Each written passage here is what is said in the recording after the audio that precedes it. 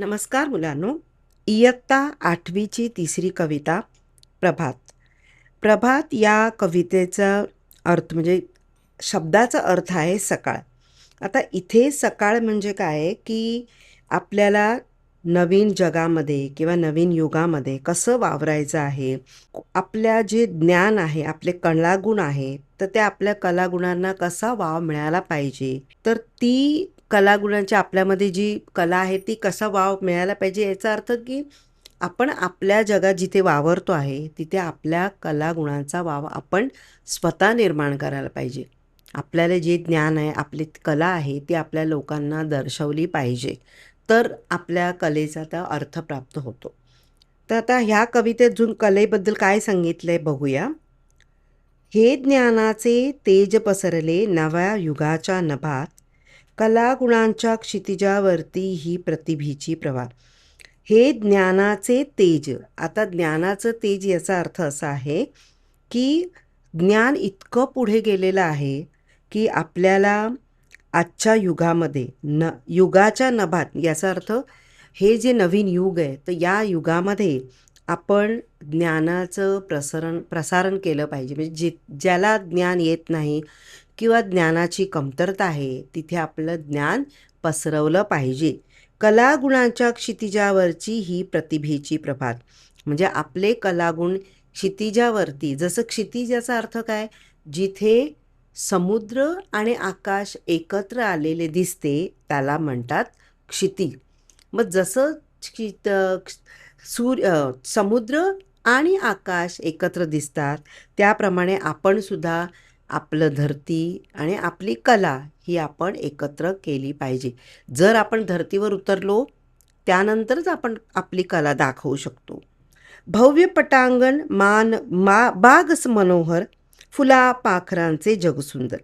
आता हे जे आपली जागा आहे किंवा आपण जिथे राहतो तिथला परिसर आहे, तर त्या परिसरात आपल्याला काय दिसतंय, पटांगण म्हणजे मैदान. आणि त्या मैदानात काय आहे, सुंदर बाग आहे. आता इथे दिसतंय बघा, ही मुलं बागेत आलेली आहेत आणि त्यांना काय दिसतंय, इथे मैदान आहे. पटांगण म्हणजे शाळेचंही देखील पटांगण असतं, पण इथे पटांगणचा अर्थ आहे की मोकळी जागा. आणि इथे झाडंसुद्धा आहेत आणि फुलपाखरांचे जग सुंदर. आणि ह्या फुलांवर ही बघा फुलपाखरेसुद्धा फिरत आहेत. आपुलकीचा सुवास पसरे मनामनातून इथे निरंतर. आपुलकी एकमेकांबद्दल प्रेम. म्हणजे आपण एकत्र खेळतो, एकत्र वावरतो, एकत्र सगळं काम करतो, तर हे एकमेकांच्या आपुलकी म्हणजे प्रेमाने सगळं केलं पाहिजे, तर आपल्यामध्ये एकता राहते. मनामनातून इथे निरंतर. मग आपुलकीचा सुवास पसरे याचा अर्थ आपण सगळ्यांनी आपुलकीने राहिलं पाहिजे. गुरुजनांची अमूल्य शिक्षण या स्पर्धेच्या युगात. आता जीवन ही एक स्पर्धा आहे आणि या स्पर्धेमध्ये बघितलं जातं की तू माझ्या पुढे जातो की मी तुझ्या पुढे जातो. हे सतत चाललेलं असतं, आपण नाही म्हटलं तरी असतं. फक्त शिक्षणाची स्पर्धा किंवा क्रीडाची स्पर्धा असते असं नाही, तर जीवनाची देखील स्पर्धा असते. आपण जीवनात वावरत असतो, आपण बघत असतो, अरे तो माझ्यापेक्षा त्याचं घर कसं चाललंय व्यवस्थित, मी असा कसा, माझ्या घरात मुलं भांडण करत असतात, ह्याच्या घरातली मुलं शांत कशी. हे प्रत्येकाच्या जीवनात हे चालत असतं. पण हे आपुलकी जर राहिली तर असा वाद होत नाही आणि एकमेकांमध्ये समतेची भावना निर्माण होते. गुरुजनांची अमूल्य शिक्षण. आता ह्या स्पर्धेच्या युगात गुरुजी म्हणजे शिक्षक, हे आपल्याला सांगत असतात की कोणी कोणाशी भांडू नका, कोणाला येत नसेल तर त्याला मदत करा, जमत नसेल तरी मदत करा. आणि कोणी स्पर्धा जरी असेल तरी आपण एकमेकांनी मिळूनच काम करायला पाहिजे. आणि ती स्पर्धा फक्त कलागुणांची असली पाहिजे, की माणसांची नव्हे, तर प्रत्येकाच्या कलाची स्पर्धा असली पाहिजे. कलागुणांच्या क्षितिजावरती ही प्रतिभेची प्रभात. अशा प्रकारे कलेची जी आपली कला आहे ती आपण एकमेकांमध्ये राहून सादर केली पाहिजे. पायाभरणी अस्तित्वाची प्रयोगशाळा व्यक्तीचं. पायाभरणी म्हणजे आपण जेव्हा आपली बिल्डिंग, इमारत उभी करतात त्याच्या अगोदर पायाभरणी केली जाते. उदाहरणार्थ आता आपण जे शाळेत शिकतोय, तुम्ही आता इथे 8वीचं पुस्तक आहे. समजा तुम्ही 8वीचे विद्यार्थी आहात. तुम्ही तुमचा जन्म झाला आणि तुम्ही डायरेक्ट लगेचच तुम्ही 8वीत आला का? नाही.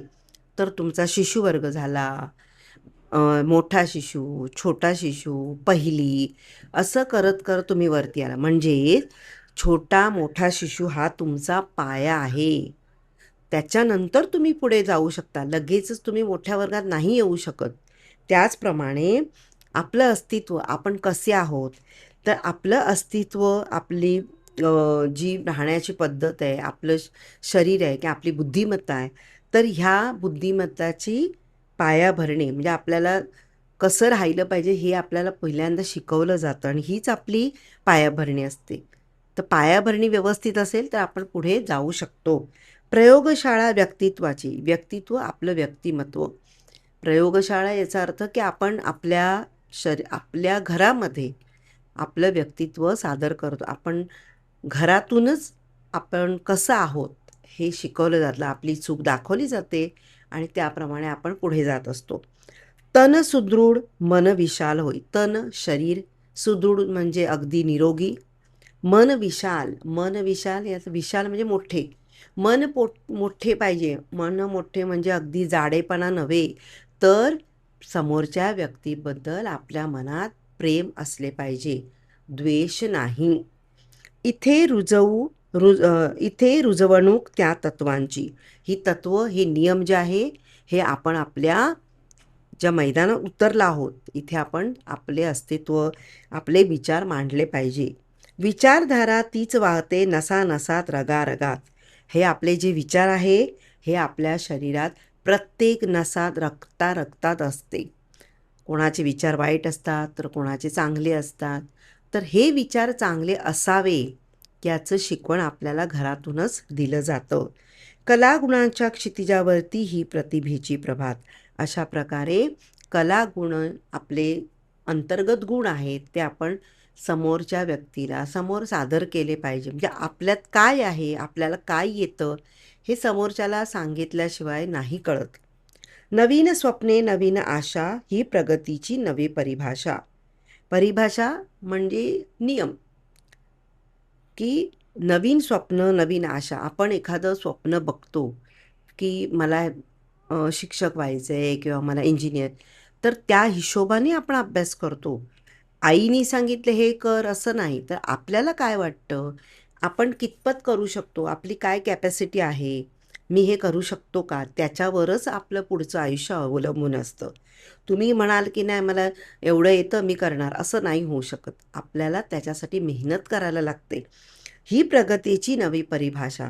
म्हणजे जर प्रगती करायची असेल तर आपली स्वप्न, आपली आशा आपल्या मनामध्ये रुजली पाहिजेत.